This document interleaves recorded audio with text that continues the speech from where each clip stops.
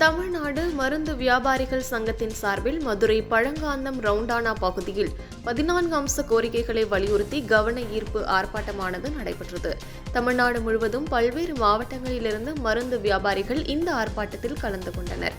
குறிப்பாக online internet மருந்து வணிகத்திற்கு உரிமம் வழங்கப்படாத போது சட்டத்தை மதிக்காமல் ஆன்லைனில் மருந்துகளை விற்பனை செய்யும் நிறுவனங்கள் மீது கடும் நடவடிக்கை எடுக்க வேண்டும், மருந்துகளுக்கு ஜிஎஸ்டியில் முழுவதும் வரிவிலக்கு அளித்திட வேண்டும், உரிய மருந்து விற்பனை உரிமங்கள் இன்றி ஆன்லைன் வணிக செயலிகள் மூலம் விளம்பரம் செய்பவரை மத்திய அரசு உரிய நடவடிக்கை எடுக்க வேண்டும், ஒரே மருந்து ஒரே விலை என்ற நிலை இந்தியா முழுவதும் விற்பனை செய்யும் முறையினை மருந்துகள் விலை நிர்ணய ஆணையம் உடனடியாக உறுதி செய்ய வேண்டும், தேவைக்கு மேல் சில்லறை மருந்துகள் விற்பனை உரிமங்கள் வழங்கப்படுவது கட்டுப்படுத்த வேண்டும், மக்கள் தொகை அடிப்படையிலோ அல்லது ரேஷன் கார்டு அடிப்படையிலேயோ உரிமங்கள் வழங்கப்பட வேண்டும், மருந்து வணிகர்களுக்கு மின் கட்டணத்தை வீட்டு உபயோக மின் கட்டண விலைக்கு தர வேண்டும் உள்ளிட்ட 14 அம்ச கோரிக்கைகளை வலியுறுத்தி தமிழ்நாடு மருந்து வியாபாரிகள் சங்கத்தினர் கண்டன கோஷங்களை எழுப்பி ஆர்ப்பாட்டத்தில் ஈடுபட்டனர்.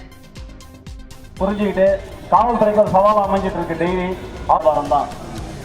நம்ம கண்டிப்பா நான் சொல்றேன் 100%, 100%, 99 கிடையாது, 100% ஆன்லைன் வியாபாரம். இது அரசுக்கு சரி காவல்துறைக்கு சரி முக்கிய சவாலாக போயிட்டு இருக்கு.